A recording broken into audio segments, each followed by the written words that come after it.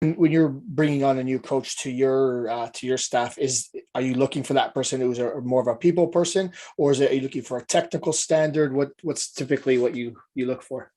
Yeah, what I look for really in coaches is, I think, an open mind in terms of learning. Number one, a very, very good base. A people skills would be I would be very, very high. That would be one of the higher traits I would definitely be looking for, because when you're, and I've interviewed a good few coaches over the years, and certain people will come to you and small things like, and these are just small things that I take from, I think, from the selling world.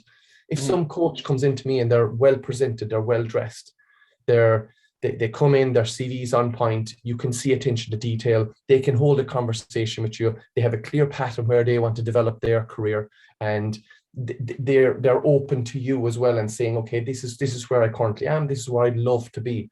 That's a huge trait, I think, from a coaching standpoint. And then is just where they're coming from on an education standpoint. Who do they look up to? I asked this question recently to a young coach that is coming into the industry for the first time.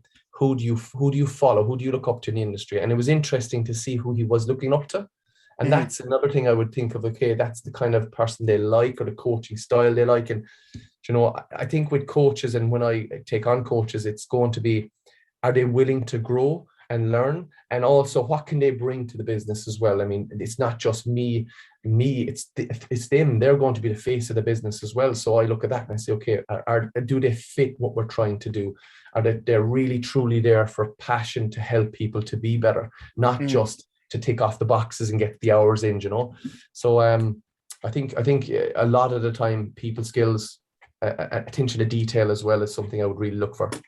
And sometimes the way you train yourself, for example, is not the same that you'd have to train clients. And I'm wondering how it was, that adjustment from you being sort of like an international athlete to working sometimes with the standard person, and just the ethics are different. The ability to train is different. Like, how was that adjustment for you?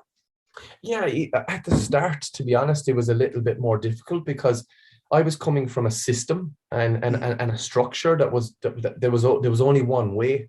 You either were at this level or you weren't. And if you weren't at the level, somebody else was coming up to take your spot. So the training was very demanding. And then I was used to doing that, training hard all the time, 6-7 days a week, and then transferring over to clients. I think at the start, and again, it's been naive as a young coach as well.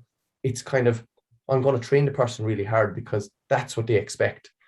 And I learned over time, in my first 5-6 years of just working one-to-one on a gym floor, to really look at the person and be open about, okay, where they're currently coming from. What's their understanding of, like, if a person comes to me that is 30% body fat, is trying to just improve their lifestyle, wants to feel healthier, I need to look at that and say, if I improve that person's lifestyle 2%, 3%, 4%, that's an improvement for them. Them walking from 5,000 steps a day to 10,000 steps a day is a huge, huge win. So I think over time, I learned as a young coach to listen to the client and really look, and I use this analogy a lot, it's like a blueprint. You have to look at the plans of like your structure of your house, just plans. Where are they coming from? What's the background story? What's the blueprint here? Okay, where are they coming from? And what do they truly want? And what is true progress to them, not to me? So that's what I think that's a skill you learn over time. And we all start out in the industry a bit naive. And we that's why we further educate ourselves, and we look up to people that coaches that would be in this industry for a long time. And we kind of get the grasp of, okay, small changes can be huge changes to somebody, but for us as young coaches, we feel, oh, we should be doing more, we should be doing more, we should be doing more. So I think that was just a time thing, to be honest. It just took a little bit of time to develop the skills, and working with more and more and more people, and many mistakes along the way. And as I say, that's how you learn. There's no such thing as failure. It's just an opportunity to go again. And most of the time I learned and I learned and I learned, and I just developed and developed and developed.